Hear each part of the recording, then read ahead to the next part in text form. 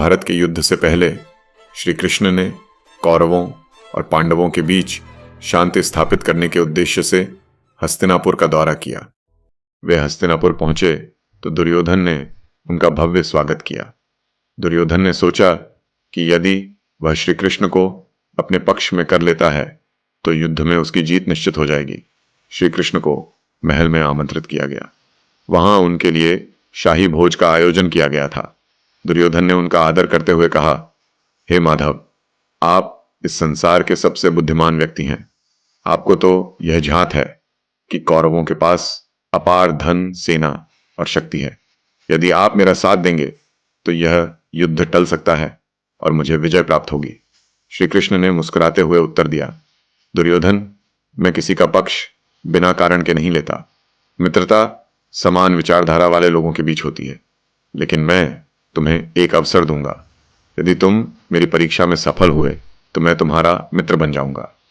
दुर्योधन ने उत्सुकता से पूछा, माधव, वह परीक्षा क्या है? मैं हर हाल में उसे पूरा करूंगा। श्री कृष्ण ने कहा, तुम इस गांव में जाओ और मुझे एक ऐसा व्यक्ति ढूंढ कर लाओ जो पूरी तरह दुष्ट हो, और साथ ही एक ऐसा व्यक्ति ढूंढो जो पूरी तरह सज्जन हो। बस इतना ही करना है। दुर्योधन ने तुरंत गांव की ओर प्रस्थान किया। दुर्योधन की खोज गांव में पहुंचकर दुर्योधन ने हर घर में जाकर लोगों से बातचीत की। उसने किसानों, व्यापारियों, स्त्रियों, बच्चों और बुजुर्गों से मिलकर उनके आचरण को समझने की कोशिश की। कई घंटों की मेहनत के बाद वह वापस लौटा। श्री कृष्ण ने पूछा, दुर्योधन, क्या तुम्हें वह व्यक्ति मिला जो पूरी तरह दुष्ट हो, और क्या वह व्यक्ति मिला जो पूरी तरह सज्जन हो? दुर्योधन ने निराशा से कहा, माधव, मैंने हर किसी से बात की, लेकिन मुझे कोई ऐसा व्यक्ति नहीं मिला जो पूरी तरह दुष्ट हो। हर किसी में कुछ न कुछ अच्छाई थी और पूरी तरह सज्जन भी कोई नहीं था। हर किसी में कोई न कोई दोष था। श्री कृष्ण ने मुस्कुराते हुए कहा, अच्छा, अब यही कार्य मैं युधिष्ठिर को सौंपता हूँ।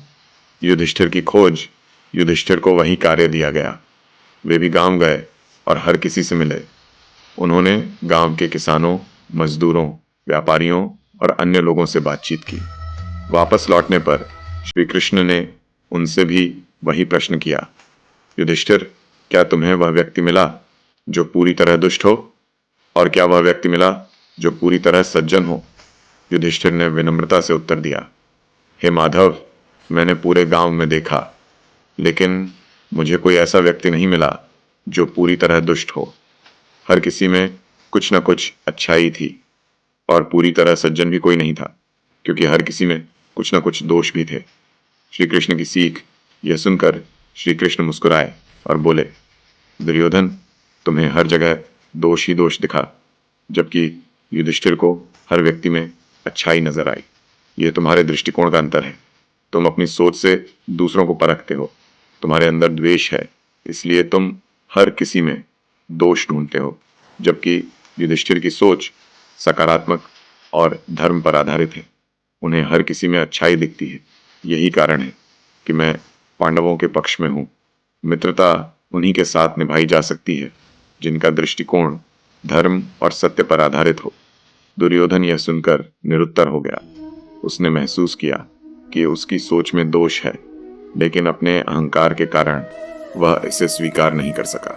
शिक्षा यह कहानी हमें सिखाती है कि दुनिया को हम जैसे देखते हैं वैसी ही वह हमें नजर आती है। यदि हमारा दृष्टिकोण सकारात्मक और सत्यनिष्ठ होगा तो हमें हर किसी में अच्छाई दिखेगी, लेकिन यदि हमारा दृष्टिकोण नकारात्मक है तो हमें हर जगह दोष ही दोष नजर आएगा। इसलिए जीवन में सही निर्णय लेने के लिए अपनी सोच को सत्य और धर्म के मार्ग पर रखना ही आवश्यक है।